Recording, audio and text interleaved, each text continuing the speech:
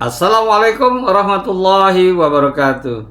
Jumpa kembali sahabat dengan channel Babe Lukman Har. Semoga sahabat di mana saja berada senantiasa diberikan kesehatan dan keberkahan dalam segalanya. Amin ya robbal alamin. Sahabat, Babe menemukan pernyataan Presiden terpilih Bapak Prabowo seperti sasarannya yang dimaksud kepada Rizik Syihab dan Bahar bin Smith. Wallahu alam. Selain itu juga beliau sudah terang-terangan menyampaikan kepada pejabat-pejabat partai agar tidak ada titipan-titipan menteri di kabinetnya beliau. Nah, ini sebuah langkah awal yang sangat diharapkan rakyat Indonesia tentunya. Pemimpin yang tegas dan berani belak-belakan demi majunya bangsa ini. Semoga pemimpin kita yang baru ini, Tuhan Yang Maha Esa senantiasa memberikan kesehatan, memberikan kemudahan, kelancaran dalam melaksanakan amanah untuk negara Indonesia tercinta ini. Baik sahabat, mari kita saksikan penyampaian Bapak Prabowo sampai selesai. Bismillahirrahmanirrahim. Ya, segelintir orang yang punya budaya caci maki, jelek-jelekin, cari masalah, ya kan? Padahal saya percaya mereka ini mungkin sudah ditutup hatinya, ditutup matanya. Saya tidak paham mereka itu, ya. Kesulitan, kekurangan yang sering caci kita maki, yang cari masalah, akui, kita atasi bersama. Koreksi, kita koreksi. Tapi bangsa yang besar janganlah mempunyai adat, mempunyai kebiasaan caci maki. Caci maki antara kawan, caci maki dengan pemimpin. Caci maki itu saya kira tidak baik. Itu bukan ajaran agama kita. Itu bukan ajaran agama-agama lain pun. Saudara-saudara, rakyat kita tidak suka mereka-mereka yang bicaranya kasar, ya. Pribadi kita bukan pribadi seperti itu. Jangan bawa budaya-budaya dari mana. Bangsa Indonesia adalah bangsa yang penuh sopan santun. Saudara-saudara, kritik dengan baik, koreksi dengan baik. Saudara-saudara sekalian, dan akan terbukti tidak lama, pasti semua yang berbuat tidak baik akan kelihatan dan akan ketahuan. Dan kita, tadi saya katakan, kita harus berani koreksi diri. Saya sudah sampaikan kepada semua partai yang mau bergabung dalam koalisi saya terang-terangan saya katakan, semua ketua umum, semua perwakilan saya katakan, saudara-saudara, jangan menugaskan menteri-menteri yang saudara tunjuk di pemerintah yang akan saya pimpin, jangan saudara tugaskan untuk cari uang dari APBN, APBD.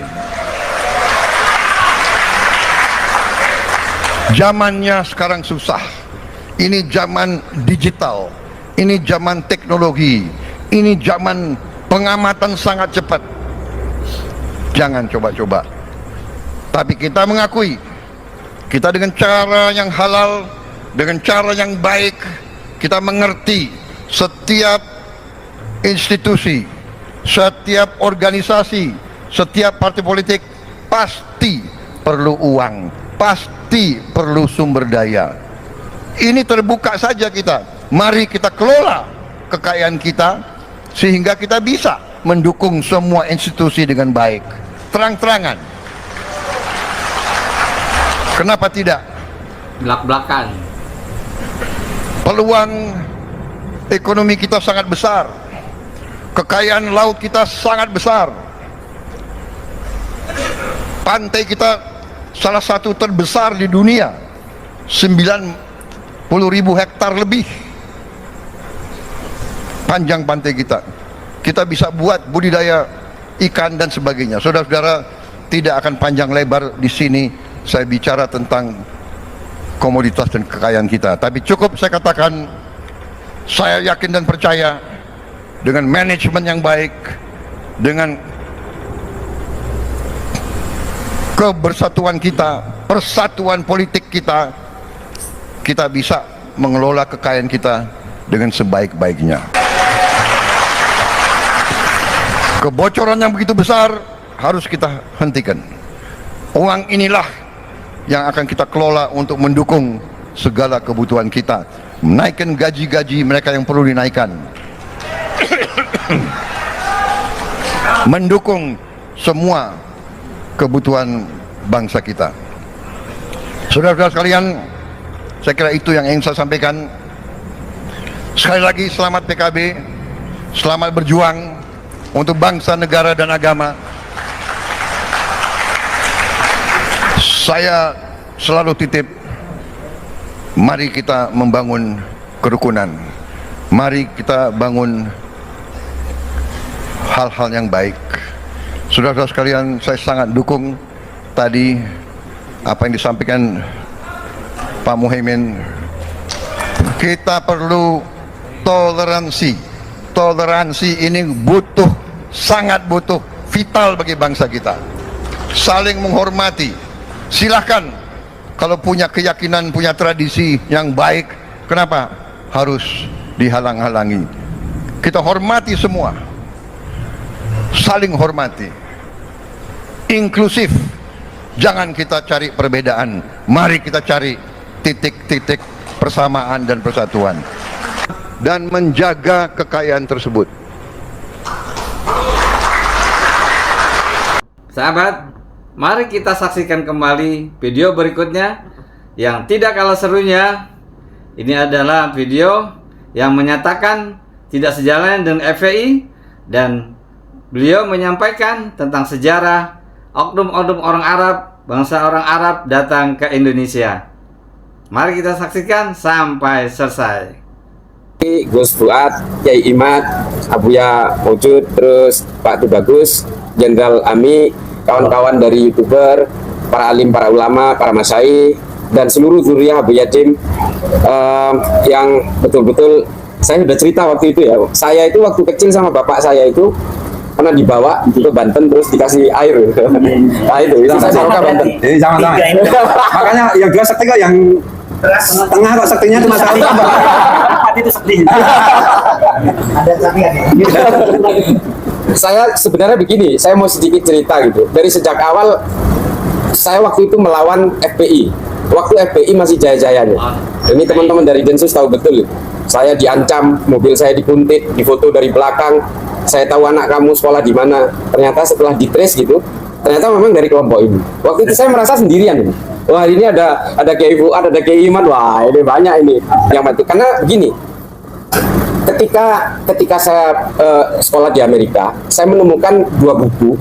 Nah, ini dua buku itu menceritakan mengapa kok Indonesia ini berbeda dengan negara lain yang menghormati Habib itu secara berlebihan.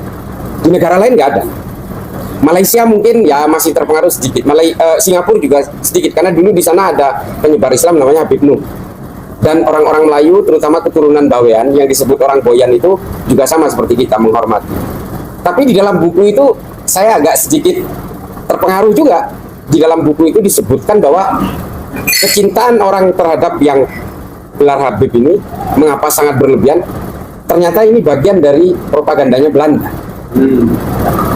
Jadi banyak buku yang menulis tentang ini, terutama adalah tentang Snouck Groenje. Ini adalah satu sosok yang ditulis oleh seorang ahli sejarah dari Libanon namanya Philip Hitti. Dia nulis nama bukunya ini karena dia orang Barat ya. Dia nulisnya di Amerika, nulisnya Sejarah Bangsa Arab, History of the Arabs. Di situ disebutkan ada 25 orang Eropa yang kemudian disuruh untuk pura-pura menjadi Islam, untuk mencari kelemahan Islam. Nah, salah satu yang diturunkan ke Indonesia untuk berpura-pura itu namanya Snouck Groenje. Sebelum Snouck Groenje ini diturunkan ke Indonesia, dia disuruh belajar agama Islam dulu ke Mekah. Belajar Islam dulu di Arab, supaya ketika masuk ke Indonesia itu keilmuannya sudah mumpuni. Nah, di dalam buku itu, judulnya The Lands of Snouck Groenje das Indies. masih ada bukunya, nanti saya bagikan, tapi saya terjemahkan dulu biar nggak kerepotan.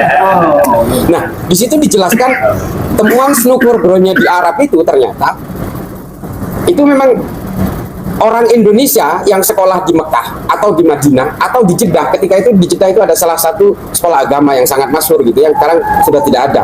Karena dulu di situ mengajarkan tentang Ahlus Sunnah wal Jamaah. Sejak Wahabi berkuasa, sekolah yang di Jeddah ditutup. Nah, di situ diterangkan bahwa orang-orang Indonesia itu kalau ketemu orang Arab itu hampir mencium kakinya, kata snookerbronya. Dan sepintar apapun orang Indonesia kepada orang Arab yang bodoh pun dia tetap mencium kakinya. Itu tulisan snookerbro. Salah satu yang disebut dua orang pintar dari Indonesia itu adalah Zainuddin yang berasal dari Sumbawa. Ini di dalam bukunya snookerbronya itu. Dan yang satu lagi adalah Abu Bakar Jayadiningrat. Ini dua orang pintar dari Indonesia yang tetap mencium kakinya orang Arab. Bahkan di situ kata snookerbronya, meskipun dia ini orang Arab yang tidak jelas asal usulnya, pun orang Indonesia itu tetap mencium kakinya, kurang lebih seperti itu. Nah, inilah kemudian yang dipresentasikan oleh snookerbronya ketika kembali ke Belanda di hadapan ratu dan di seluruh stakeholder penjajah waktu itu, termasuk VOC juga. Dia membuat disertasi namanya The Feast of Mekah. Penaklukan Mekah lah, kurang lebih seperti itu. Nah, lalu dia memberi saran kolonial Belanda supaya ada bandul politik penyeimbang untuk meredam kekuatan-kekuatan sisa Pangeran Diponegoro. Ini harus mendatangkan orang-orang Arab dari Gujarat dan Hadramut yang kemudian ketika di Indonesia itu harus disulap bahwa mereka ini habaib, zuriyahnya Nabi. Nah, lalu kemudian ketika saya membaca itu, ketika saya kembali ke Indonesia, ternyata saya menemukan itu. Dan saya tuh agak sedikit kaget ketika tahun 2012 saya menghadiri salah satu haul seorang Habib di Empang di Bogor. Nah, dalam pidatonya itu betul-betul menyakitkan buat saya. Bahwa kalian ini pribumi, kalian semua ini kalau kami ini nggak datang, buyut-buyut kami nggak datang ke sini, kalian masih menyembah pohon, katanya. Nah, ini yang saya betul-betul berontak ketika itu. Sampai saya datang ke sana itu bersama rombongan Habib dari Condet dari Jakarta, karena saya ngaji Irsyadul Ibad itu dan ngaji hikam itu kepada salah seorang Habib dari Pekalongan tapi di Condet. Nah, ini kemudian membuat saya tinggalin itu Habib sampai saya lupa. Saya balik lagi dari tol Jagorawi itu menjemput. Waduh, saya ninggalin Habib, saya jemput lagi. Saya kaget waktu itu. Loh, ini apa-apaan ini gitu. Nah, dari situlah kemudian saya mulai ada ketertarikan. Ternyata kita semua ini sudah dihipnotis oleh Belanda, bahwa apapun yang bertampang Arab itu seolah-olah Habib yang kemudian kita betul-betul menjadi inferior. Sama seperti ketika pengkondisian Abu Bakar Jayadiningrat dan Kiai Zainuddin dari Sumbawa yang diceritakan oleh snookerbronya. Dan produknya kita rasakan hari ini. Dan saya betul-betul kaget ketika ada seorang kiai dari Jawa Timur yang tergabung dalam NU garis miring itu mengatakan sampai kapanpun bangsa Arab itu akan terahnya jauh di atas kita. Ini adalah terah yang sangat mulia, katanya. Wah, saya makin penasaran lagi. Saya baca Al-Mujallas wa Jahirul Ilmi. Di situ saya berkenalan dengan tulisan Abu Bakar Ahmad Ad-Dinawari itu. Saya baca semua kitab-kitab klasik yang menerangkan tentang genealogi dan historik tentang kesukuan di Arab. Dan tidak terbukti di situ. Bahasa dari seorang kiai dari Jawa Timur ini ternyata memang penafsiran sepihak. Dari situ kemudian ketika muncul FPI dengan segala arogansinya, ya jujur saja saya kemudian berusaha ini harus dilawan. Kalau enggak kita itu dijajah oleh dua. Ini kalau enggak kita itu betul-betul akan terus terjajah secara fisik oleh Belanda sudah selesai, tapi terjajah secara pemikiran oleh kelompok-kelompok orang yang masih terpengaruh oleh penjajahan fisiknya Belanda. Nah, dari situ kemudian saya belakangan ini saya mengikuti daunnya Kiai Fuad, daunnya Kiai Imad. Wah, ini saya akhirnya menemukan satu habitat yang punya pemikiran yang sama gitu.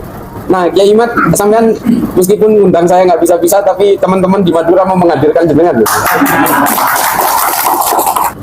Dan sikap-sikap inferior, menyembah kaki dan sebagainya ini, itu tidak boleh kita lakukan hanya berdasarkan satu pengakuan sepihak tentang nasab, tentang suku apalagi. Karena saya juga teringat fihi mafihinya Jalaluddin Rumi. Nah, ini mungkin ada yang baca Rumi. Di situ dikatakan bahwa semua manusia, apapun agamanya, apapun sukunya, diciptakan oleh Tuhan yang sama. Itu yang selalu menginspirasi saya. Dan kalau kita baca bukunya Habib Ali Al-Jufri, ya, Al-Insaniyah Qabla Tadhayyun, itu keimanan kita ini kan ditentukan oleh kelahiran-kelahiran kita. kita lahir di Banten lalu kita menjadi Islam, kalau kita lahir di Argentina bisa jadi Katolik, artinya kemudian kemanusiaan itu tidak ada batas, tidak boleh dibatasi oleh keimanan dan tidak boleh dibatasi oleh persoalan-persoalan primordial lain. Kalau saya itu, dan Gus Imad ketika saya lihat videonya itu, wah ini saya pernah ketemu ini. Ya saya mau so akrab setelah ini. Saya mau so akrab Kiai. Wah saya pernah ketemu, saya cari nomor kontak. Oh saya punya gitu. Aduh, alhamdulillah. Pernah berjejer. Pernah berjejer. Pernah jadi pembicara parlemen. Iya, cuma karena saya belum kenal waktu itu pamor saya lebih kan naik.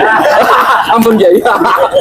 Nah ini teman-teman di Madura mau menghadirkan Kiai. Nanti kita kontak ini Kiai. Siap. Ada beberapa, kalau nggak salah ada berapa titik di Pamekasan itu. Kebetulan saya ada darah Madura. Keren. Iya, Termasuk Abah Yusuf ini ada darah Madura. iya alhamdulillah. Tapi Sesama Madura ya. tapi kalau saya karena minum itu Iya, iya. dari Abuya itu. Biar pinter katanya, kata bapak saya. Ternyata ya segini-segini aja ya. Jenius. Masih santrinya jenengan semua. Terima kasih, itu aja yang mungkin saya ceritakan. Nanti ini apa namanya, buku dari yang menerangkan tentang yang saya ceritakan tadi. Itu nanti saya terjemahkan dulu, nanti saya kasihkan. Hanya 11 halaman Inggrisnya. Kalau di Indonesia kan biasanya jadi 22 halaman. Karena bahasa Indonesia itu agak rumit, menerangkan satu benda itu bisa bermacam-macam maknanya. Jadi saya kira itu saja. Wallahul muwaffiq ila aqwamit thoriq. Wassalamualaikum warahmatullahi taala wabarakatuh.